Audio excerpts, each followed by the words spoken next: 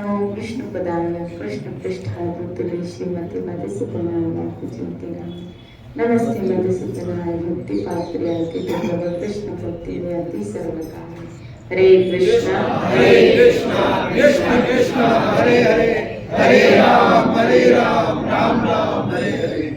चेतो धर्मण मार्जन भव महाधवाग्नि निर्वापण शैल कैर्व चंद्रिका वितरण विद्यावधु जीवन आनंदम प्रतिपदम पूर्णामृत आस्वादनम सर्वात्म संकलम परम जयते श्री कृष्ण संकीर्तन। श्री राधे बोलिए। यहाँ आज महाप्रभु की कृपा से इन सूत्रों को तोड़ तोड़ के हमने समझने का प्रयास कर रहे हैं कि महाप्रभु इस एक सूत्र में कितनी सारी बातें हमको समझा रहे हैं कि नाम आपको क्या क्या दे सकता है। यहाँ महाप्रभु ने कहा पूर्ण अमृत आस्वादन, पूर्ण अमृत की प्राप्ति। श्री राधे बोलिए। आज नाम हमको जो दे रहा है वो अमृत स्वरूप में आनंद। अमृत क्या करता है? अमर करता है। अमृत क्या करता है? अमर करता है। इसी तरह नाम क्या करेगा? आपको अमर कर देगा। जो नाम आश्रित जीव है, नाम राही जीव है, जिसने नाम का आश्रय लिया है, कहीं ना कहीं वो अमरता की तरफ जा रहा है। अर्थात वो इस देह के बंधनों से मुक्त होके उस स्वरूप की प्राप्ति करेगा जहां से फिर उसको पुनः देहों की प्राप्ति नहीं होगी। फिर कोई ऐसे देह की प्राप्ति नहीं होगी जिसका जन्म और मृत्यु है। और ये सबसे बड़ी छुटकारा मिल जाएगा हमको, यूं कहिए, इस देह के बंधनों से कि जिसमें बहुत सारी व्याधियां छुपी है। यहां तक कि ब्रह्मा जी के पोस्ट तक भी पहुंच जाओगे ना, वहां भी व्याधि है, वहां भी जन्म है, वहां भी मरण है। श्री राधे गोविंद। ब्रह्मा जी को भी मरना पड़ता है, शरीर छोड़ना पड़ता है। कब? जब प्रलय होती है, उनको भी छोड़ना पड़ता है। इस मरने के प्रोसीजर से तो कोई भी अछूता नहीं, सबको मरना पड़ रहा है। कोई भी श्री कृष्ण के अतिरिक्त कोई भी ऐसा नहीं है। यहाँ तो वो जीव जो भगवत धाम पहुंच जाए तो इस सिलसिले से उसको छुटकारा मिल जाए। हम दिव्य लोकों में भी पहुंच जाएंगे, वहां भी मरना पड़ेगा। आज हम जितने भोग इकट्ठे किए हुए हैं उसको स्थायी रूप में हम भोगना चाहते हैं। हम नहीं चाहते वो छूटे, लेकिन छूटेंगे क्योंकि मरना पड़ेगा। तो जीवन काल में भले न छूटे, आप उसकी व्यवस्था कर लो कि जब तक जिंदा हो तब तक इसका उपभोग करता रहो। चलो, जब तक जिंदा हो आप उन सुखों का उपभोग करते रहो, लेकिन मरने के बाद छूटने वाले। भले इतना बड़ा सेठ क्यों न हो, धीरूभाई अंबानी क्यों न गया हो, लेकिन उसको भी यहाँ घर छोड़ना पड़ा, यहाँ बच्चे छोड़ने पड़े, यहाँ संपत्ति छोड़नी पड़ी, यहाँ प्रॉपर्टी छोड़नी पड़ी। अब दूसरा जन्म कहाँ, किस जगह, किस के यहाँ हुआ, वो जानता है?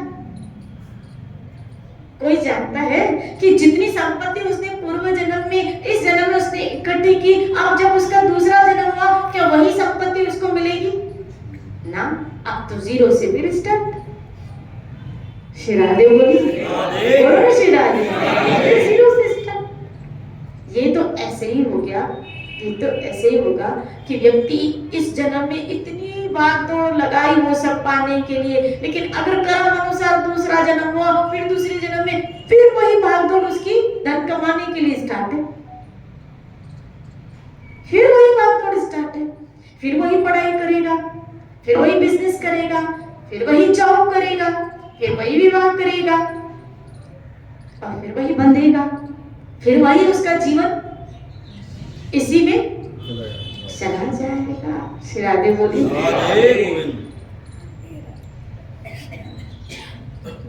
ऐसा ही जीवन चक्र चलता रहता है।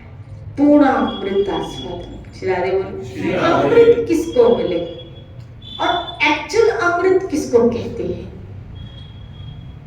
एक्चुअल अमृत किसको कहते हैं? क्या जो देवता शुकदेव गोस्वामी महाराज के पास परीक्षित को अमृत दे रहे, जिन्होंने मंदराचल पर्वत को लाके वासुकी नाग के द्वारा समुद्र मंथन किया है, उसमें अमृत निकला और देवताओं को मिला, उन्होंने पिया। लेकिन इसी भागवत ने कहा अमृत पीने के बाद भी जब असुरों ने अपने गुरु को प्रसन्न किया है, शुक्राचार्य को, गुरु को प्रसन्न किया है शुक्राचार्य को, और यहाँ इन्होंने गुरु को नाराज किया है इंद्र ने बृहस्पति को, तो वहां यज्ञ के द्वारा ऐसा बल बलि ने प्राप्त किया है कि फिर समस्त देवताओं के ऊपर उन असुरों ने विजय प्राप्त की है, और स्वर्ग का राज्य अमृत पीने के बाद भी श्री राधे बोले, अमृत पीने के बाद भी उनको अपनी संपत्ति से वंचित रहना पड़ा, और भगवान को वामन के रूप में आना पड़ा पुनः ये सब दिलाने के लिए। आप देखो श्री राधे बोले। तो वही लंबी उम्र अमृत मिले, लंबी उम्र मिले, और इस जहां में लंबी उम्र तो इसका कोई सजा। कोई अगर आपको कहे ना आयुष्मान भव, श्री राधे बोले, आज के कली काल में तो हमको क्या दे रहा है, मतलब शाप दे रहा है कि तू और जी, मतलब बूढ़ी हो, बूढ़ा हो, और जी बीमारियों से युक्त हो, और फिर दुख भोग, और दुख भोग के फिर मरे। श्री राधे बोले, क्योंकि उस वक्त तुम्हारा शरीर भी नहीं साथ देगा कि तुम सत्संग जाके अपने दुख का निवारण कर सको, थोड़ी हल्की हो सको। तो लंबी आयु मतलब एक बार बड़ा अभिशाप। मैं तो कहती हूँ, कोई अगर आपको ये भी कहता है ना, क्या तेरा अच्छे कुल में जन्म हो, फिर श्री राधे बोले, फिर तुम्हारा जब दूसरा जन्म हो ना और भक्ति, अरे ना बाबा, यही आज के जन्म इसी काल में भक्ति करके अपने घर जाने की तैयारी करो, अगले जन्म में भक्ति को ट्रांसफर करने की कोशिश मत करो, ये बहुत बड़ा घाटा करोगे। श्री राधे बोली। पता नहीं आगे कौन कौन सी व्यवस्थाएं, आगे कौन कौन सा समाज, आगे कौन कौन सी प्रॉब्लम्स, आगे कौन कौन से कष्ट, और कष्ट बढ़ोतरी में आते हैं, कम होके नहीं आते, बढ़ के आते हैं। जब भी आते हैं बढ़ के ही आते हैं, पहले से और ज्यादा बढ़ के ही आते हैं। आप देखो, जब हम छोटे थे, जब कोई बीमारी लगती थी, धक्का लगता था, तो कभी कभी तो हम उसको अवॉइड करते थे और बेयर हो जाता था इस बॉडी से। हम कितने दर्दों को तो बेयर करके निकले। बचपन में कितने धक्के खाए होंगे, जब आपने साइकिल गाड़ी भी सीखी होगी, पता नहीं कितने धक्के खाए होंगे, और उन धक्कों को बेयर करके आगे निकल गए। आज छोटी से छोटी बात भी हमें डॉक्टर को दिखानी पड़ रही है, और शायद छोटे से छोटे दर्द को भी एक उम्र के अनुसार बेयर नहीं कर पा रहे, सहन नहीं कर पा रहे। श्री राधे बोले, इधर दर्द है, इधर दर्द है, इधर दर्द है, इधर दर्द है। मुझे तो लगता है सारा शरीर जैसे दर्दों से भरा हुआ है, और है भी ऐसा। अब इस उम्र के अनुसार इम्यूनिटी कम हो जाती है, सहन शक्ति कम हो जाती है, तो अब वो दर्द सहन नहीं हो पा रहे। पहले इम्यूनिटी ज्यादा थी तो वो दर्द सहन कर लेते थे, लेकिन अब सहन नहीं हो पा रहे। अब सहन नहीं हो रहा है तो क्या हुआ, भजन भी तो नहीं हो रहा है ना, फिर सत्संग भी नहीं हो रहा है, भजन भी नहीं हो रहा, और फिर उसमें भी हम चाहे क्या दूसरा जन्म, लंबी आयु, पागल हो क्या? श्री राधे बोली। अब तो न दूसरा जन्म चाहिए, न कोई लंबी आयु चाहिए, जितनी निर्धारित है ना भगवान, उसी में सलटावा करते हैं। श्री राधे बोली, जितनी निर्धारित है बस इतनी कृपा करना, जितनी निर्धारित है उसमें और हमारा भजन और भक्ति बढ़े, और उसमें इन्वॉल्व होते जाए, और गहराई में हम जाते जाए। जितना गहराई में भक्ति के जाओगे उतने वास्तविक अमृत को पाओगे। अमृत का मतलब है मृत, मृत, अमृत। अगर इसको शब्द को संस्कृत में तोड़े, अमृत, मृत मतलब मरना, अ मतलब नहीं। शिरादे बोले, जो न मरे, जो न, फिर आप कहेंगे तो हम भजन करेंगे, भक्ति करेंगे तो हम नहीं मरेंगे। हाँ, नहीं मरोगे। शिरादे बोले, आप नहीं मरोगे। ये अलग बात है, आपने जो अपने आप को समझ के रखा है वो बात अलग है, लेकिन एक्चुअल जो आप हो, एक्चुअल जो हम है, वो कभी मरता नहीं है। तभी तो कबीर ने कहा, हम ना मरी है संसार। शिराजे बोले, हम नहीं मरेंगे, संसार मरता है। संसार क्यों मर रहा है? क्योंकि वो अपने आप को शरीर समझ रहा है, और शरीरों की तो मृत्यु भई है। शरीर खराब भी होगा, सड़ेगा भी। मुझे याद है अच्छी तरह, हम लोग जब यहाँ गए थे अयोध्या और काशी, आपको याद? तो हम काशी में जब पहुंचे थे, बनारस में गंगा के किनारे नाव थे, आपको याद? मैंने एक सीन देखा था वहां पे, शायद आपका ध्यान हो। कई लोग उस वक्त गंगा स्नान कर रहे थे, हम लोगों ने भी डुबकी वहां लगाई। तो जब डुबकी लगाई मैं जा रही थी तो मैंने एक सीन देखा था, और वहां तो ऐसा होता ही रहता है, लेकिन मैंने पहली बार देखा था। मैंने वहां क्या देखा कि वहां एक लाश को लेके आए, और वहां पे ऐसे ही करते, गंगा के किनारे पे जलाते थे। शिराने गंगा के किनारे पे जलाते थे। तो वहां एक लाश को लेके आए, एक मुर्दे को लेके आए, और जब बोट में थे तो वो दिख रहा था, और जब बाहर निकले तो क्या देखा, और वहां क्या करते, कई लोग तो जला के निकल जाते हैं और फिर ऐसे बहा देते हैं। मुर्दा पूरा जलता भी नहीं, कभी कभी तो आधा कच्चा होता है। शिरारे बोले, तो ऐसा ही कुछ था, जला नहीं था, और इसको ऐसे ही गंगा में बहा दिया। लेकिन जब हम नहा के, मेरे साथ कुछ लोग थे, जा रहे थे चेंज करने, तो हमने क्या देखा कि वहां 2-3 ऐसे वहां पशु कुत्ते हैं, और जो उन्होंने कहाँ डाला था, क्योंकि रात का समय था, आपको याद हो, थोड़ा रात का समय था। शिराले बोले, सर्दी में भी रात को हाँ, तो रात का थोड़ा समय था। तो वहां कुछ कुत्ते आए, और जो डाल के चले गए थे ना, वो तो चले गए थे, लेकिन जो डाल के चले गए थे तो कुछ कुत्ते आए और उसको निकाल के उसको खाने लगे। उस वक्त मैं थोड़ी देर पहले सोच रही थी, ये है शरीर की गति, किसको क्या खा रहा है? कुत्ते खा रहे हैं। जिस शरीर को अपन बहुत सजाते संवारते हैं, जिस शरीर को हम बहुत मेंटेन रखते हैं, उसको कौन खा रहा है? देख रही मैं अपने आप को, देख इसको कौन खा रहा है? कुत्ते खा रहे हैं। इसको कौन खा रहा है? कुत्ते खा रहे हैं। यही इसकी गति है। शिरादे बोले, बोलो ना शिरादे। भजन कर, अमर किसको कहेंगे? अमर किस? जब जीवन काल में जीव मुक्त हो जाए, मरने का जब भय आपके जीवन से निकल जाए, वो मरा है। वो मजा तो तब आए जीवन काल में हम मर जाए, जीवन काल में हमारे अंदर से मृत्यु का भय खत्म हो जाए, मरने का डर खत्म हो जाए, मजा तब आए। शिरादे बोली, हम बिल्कुल मानसिकता से प्रिपेयर हो, तैयार हो। इसलिए खूब भजन करो कि कहां जाना है, वहां की सोच आते ही मरने में मजा है। वहां की सोच आते ही, क्योंकि मरने से डर तब लगता है जब उसके परिणाम की तरफ सोचते हैं ना, कि इसका परिणाम क्या निकलेगा? भाई ऑपरेशन से क्यों डरते हो? श्री राधे। परिणाम सही निकले या ना निकले? श्री राधे बोले।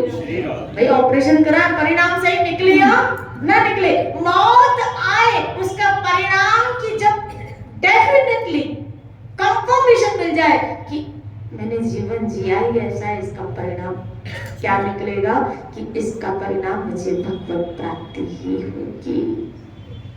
श्री राधे बोले। जब परिणाम की तरफ नजर आती है ना, जाती है ना वहां पे, तो हम मरने का सारा डर खत्म हो जाता है, क्योंकि पता है कहां जाएंगे। लेकिन जिनको पता है क्या, क्योंकि जिन्होंने यहाँ भोग भोगे हैं, यहाँ संबंध जोड़ के रखे हैं, तो यहाँ से छूटने का भय कि अब पता नहीं एक अनजान जगह कहां जाना है। कभी प्रभु का भजन किया न सत्संग किया न सेवा, मूड जीव पछताए। श्री राधे बोले। इसलिए जिन लोगों को परिणाम का पता होता है ना कि मरने के बाद क्या इस शरीर का होगा, इस जीवात्मा का क्या होगा, श्री राधे बोले, तो मरने का सार, उसको कहते हैं जीवन मुक्त जीव, जो जीवन काल में मरने के भय से मुक्त हो गया, जीवन मुक्त जीव। और हमें ऐसा बनना है, जीवन मुक्त। हम जी रहे हैं लेकिन फिर भी मुक्त है। और ये मुक्ति तभी मिलती है जब ये, कल ही हम पढ़ रहे थे शाम को सत्संग में, आपको याद है क्या चर्चा चल रही थी कि जब ये इंद्रियां, वेरी गुड श्री राधे बोले, ये इंद्रियां जब खुद के भोगों में लगती हैं, ये मन जब इंद्रियों का सहारा लेके भोग में लगता है, तो फिर वो खुद का दास हो जाता है, इंद्रियों का दास हो जाता है, माया का दास हो जाता है। श्री राधे बोला। माया दो तरह से, माया दो तरह से दासत्व,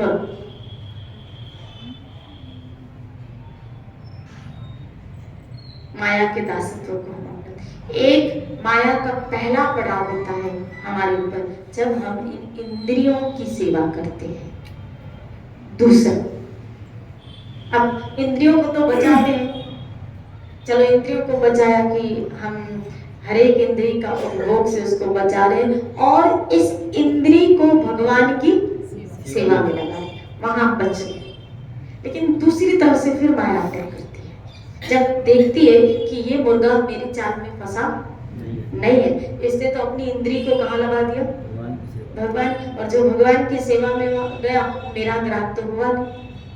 तो बोला, अब दूसरी तरफ फिर माया अटैक करती है, बोला क्या, बोला जो सगे संबंधी खुद इंद्रियों की सेवा में लगे, जो सगे संबंधी खुद इंद्रियों की सेवा में लगे, माया हमको उनकी गुलामी कराती है, उनका दासत्व कराती है, उनकी सेवा कराती है। तो एक तरह से क्या हम कहीं ना कहीं इंद्रियों के जो दास है, हम उनके दास में, समझ रहे हो मैं क्या समझाना चाहती हूँ? श्री राधे बोल। जो इंद्रियों के दास है, हम अपने आप को बचा लिया, लेकिन जो इंद्रियों के दास है उनकी भी हम अभी भी क्या कर रहे, सेवा कर रहे। तो ये एक तरह से क्या हुआ, दास के दास, बहुत डेंजर। श्री राधे बोली। यहाँ तो भक्तों ने मांगा, प्रभु जो आपके दास है उनके दास होने का मुझे सौभाग्य मिले, जो आपके दास है उनके दास और उनके भी दास। महाप्रभु ने तो जा गोपीर बर्तुर दास अनुदास, जो आपके दास है और प्रभु जो आपके दास और उनके भी दास और उनके भी दास, राधा कुल शिखर। श्री राधे बोले। लेकिन यहाँ हम क्या करते हैं, जो इंद्रियों की गुलामी में लगे हैं, अपने भोगों में लगे हैं, हम उनकी सेवा कर रहे हैं। तो हम ये माया का दूसरा अटैक। श्री राधे बोले। और अधिकतर भक्त पहले अटैक से तो फिर भी बच जाता है, लेकिन कहीं ना कहीं दूसरे अटैक में अटक जाता है। श्री राधे बोले वो जो इंद्रियों के दास हैं उनके दासत्व को स्वीकार करता है, क्योंकि वहां उसकी आसक्ति नहीं है, और उसमें अगर है तो हमारी सगे संबंधी। श्री राधे बोले। तभी तो रामायण ने कहा क्या, सबसे ममता ताक बटोरी, सबसे ममता ताक। श्री राधे बोले जो सबसे ममता हटा के खाली मम जिए मुझमें लगा देता है, वही पार हो जाए, खाली उसमें लग जाए तो हमारी बात बन जाए, वही हमारा होगा। इसको कहते हैं जीवन मुक्त। जो भगवान की दासत्व, भगवान के दासों का भी दासत्व स्वीकार करता है, तो उसको और किसी के दास बनने की जरूरत नहीं पड़ती। जिसका सबसे उदाहरण हम गीता में दे रहे थे, भीष्म पितामह द्रोणाचार्य। उन्होंने अपनी इंद्रियों को तो कंट्रोल, महाजन है, अपनी इंद्रियों को तो कंट्रोल कर लिया था, लेकिन अटके कहां, जो इंद्रियों के दास था दुर्योधन, जो इंद्रियों का दास था दुर्योधन, उनका दासत्व स्वीकार करना पड़ा। धृतराष्ट्र जो दास था इंद्रियों का, उनका दासत्व स्वीकार करना पड़ा, तो अटक गए ना। हम भी बस ऐसे ही अटक जाते हैं। बोलो ना राधे। क्यों भीष्म पितामह को अटकना पड़ा, क्यों द्रोणाचार्य को अटकना पड़ा? धृतराष्ट्र खुद अपने पुत्र की मोह में फंसा, दुर्योधन राज्य के मोह में फंसा, अपने अहंकार के मोह में फंसा, और जो इंद्रियों के भोग राज्य आदि मोह में फंसे हैं, भीष्म पितामह अपनी इंद्रियों में तो विजय है, महाजन है, लेकिन दुर्योधन की है भगवत गीता में श्लोक, दुर्योधन को प्रसन्न करने के लिए भीष्म पितामह ने इसी गर्जना सी ध्वनि वाले शंख को अपने पढ़ा हुआ ये श्लोक। किसको प्रसन्न करने? दुर्योधन को। श्री राधे बोली जो इंद्रियों का दास है, जो इंद्रियों का दास है, गुलाम है, उसको प्रसन्न करने के लिए श्री राधे बोली शंख बजाया, युद्ध करना छोड़। अर्जुन ने कृष्ण को प्रसन्न करने के लिए शंख बजाया, युद्ध किया। श्री राधे बोली। तो कुछ लोग हैं जो इस तरह अटके हुए हैं, अपने न तो अपनों में, खुद में नहीं तो सगे संबंधियों में, जो वो लोग भोगों में फंसे हुए। बोला हम अपने लिए तो नहीं करते, पर इनके लिए बनाना पड़ता है। हम खुद तो नहीं खाते, लेकिन इनके लिए करना पड़ता है। फंस गए, उनकी इंद्रियों को क्या कर रहे? तृप्त, खुश करने के लिए। श्री राधे बोलो, बोलो ना श्री राधे। और वही हमारी गति जिस तरह भीष्म पितामह की द्रोणाचार्य की होती है, कहीं हम भी तो ऐसे सैंडविच, ये माया का दूसरा अटैक इस तरह से अटैक करती है। माया अपने दासों का भी दास हमको बना देती है, जो उसके दास हैं और हम उनके ना ना ना। बाद में जाके करना तो पड़ेगा ना उन लोगों का। श्री राधे बोलो। दास या नहीं है, काम तो नहीं पड़ेगा। कैसे खाना मिलेगा? मैं तो सच्चाई बता रही हूँ, देखो आप लोग क्या कर रहे हो। श्री राधे बोलो, बोलो ना श्री राधे। इसका अल्टरनेट क्या है कि जो परिवार में सच में इंद्रियों के भोगों में फंसे पड़े, भोग वासनाओं में फंसे पड़े, और हमको न चाहते हुए उनकी सेवा करनी पड़ रही, काम करना पड़ रहा, फिर हम क्या करें? आप अपनी वृत्ति भागवतीय बनो। जैसे प्रसाद तो बनाना है, बनाना पड़ रहा है, लेकिन वो ठाकुर का भोग लगा हुआ प्रसाद उनको खिलाओ। आप अपनी वृत्तियां भागवतीय बनाओगे तो हो सकता है कि आपकी भागवतीय वृत्तियों का कुछ अंश पे उनके ऊपर प्रभाव पड़े, कुछ अंश। श्री राधे पूर्णता नहीं कह सकते, जो इंद्रिय भोग में लगा पूर्णता, क्योंकि पूर्णता तो जब तक वो सत्संग या किसी संत के साथ नहीं जुड़ेंगे तब तक मानस पटल बदलने वाला नहीं। ये एक ही तरीका है सत्संग जिसके द्वारा जीव की मानसिकता बदलती है। अब हम उनसे, जैसे गीता में कहा कि उनको छेड़ो मत, उनसे शुभ कार्य करवाओ। शिराने उनसे शुभ, इसीलिए हम क्या बुलाते, संतों को बुलाते और उनसे शुभ कार्य करवाते हैं। क्योंकि हम तो जाके कर रहे हैं, वो नहीं कर रहे, वो जाके नहीं कर रहे। तो हमें ऐसी व्यवस्था करनी चाहिए कि संत हमारे यहाँ आए और हमारे परिवार वालों को इन संतों से जुड़ने का हम मीडिएटर बने। जैसे कौन थे महाप्रभु चैतन्य लीला में आया है, तब तपन मिश्र थे ना। तपन मिश्र ने प्रकाश आनंद नहीं जाने वाले थे, प्रकाश आनंद नहीं जाने वाले थे, और महाप्रभु का वहां आना, क्या संयोग बनाया जाए कि जीव मिले, इनका सत्संग हो। तो तपन मिश्र ने अपने घर में व्यवस्था करी, अपने यहाँ व्यवस्था करी। इधर प्रकाश आनंद को अपने शिष्यों के सहित बुलाया और इधर महाप्रभु को बुलाया। शिरारे बोले ताकि समागम, और ऐसा समागम हुआ, आप देखो कि प्रकाश आनंद सरस्वती क्या तो भगवत भक्त बन गए। तपन मिश्र ने क्या किया, खाली संयोग करवाया। तो हमें भी क्या करवाना है, संयोग करवाना है कि जो इंद्रिय भोग में लगे हैं, क्योंकि हमारा परिवर्तन भी तो तभी हुआ ना कि हमें संतों का संग मिला, सत्संग मिली। तो इनका परिवर्तन भी सुनिश्चित रूप से तभी होगा। यहाँ तक कि नारद मुनि ने कहा ना, इन चातुर्मास से आए हुए संतों का सत्संग करते करते इनका जूठन प्रसाद पा के मेरी मनोवृत्ति बदल गई। शिरादे बोले। तो हमें अपने परिवारों में ऐसी व्यवस्था करनी चाहिए, जो इंद्रिय भोग में फंसे हुए हैं, जो इंद्रियों के दास हैं, अगर हम अपने ऊपर कृपा करना चाहते हैं कि इनके दासत्व से मुक्त हो, तो इनको भक्त बना। अगर ये भक्त बन जाएंगे तो हमें भक्त की सेवा करने का सौभाग्य मिलेगा।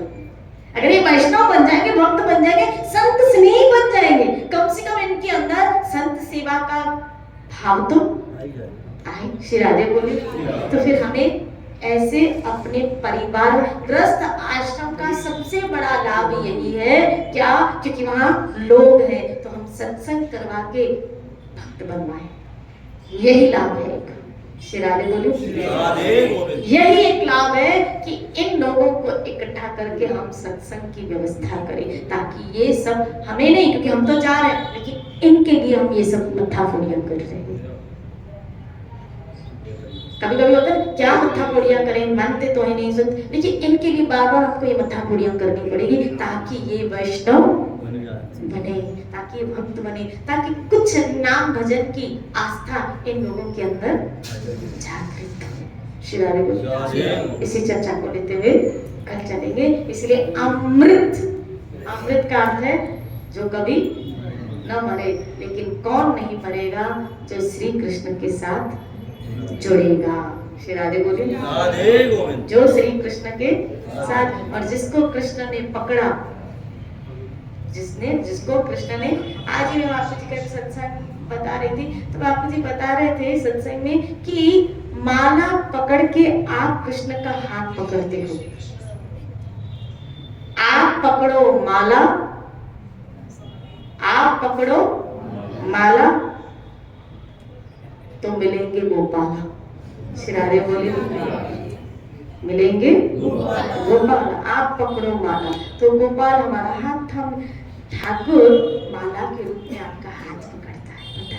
जब आप ये माला घुमाते हो ना, ये आप ठाकुर का हाथ पकड़ रहे हैं, गोविंद का हाथ पकड़े हुए, या यूं कहिए हम क्या पकड़े, गोविंद ने हमारा हाथ पकड़ा।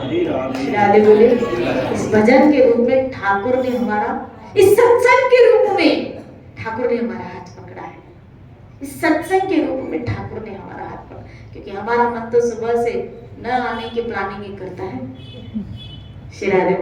सत्संग के रूप में भी ठाकुर हमारा हाथ पकड़े, माने सबका हाथ पकड़ा, जब सब जुड़े थे सभी, जब कृष्ण भगवान के पास पहुंचे, पीछे चले आते हैं वहाँ।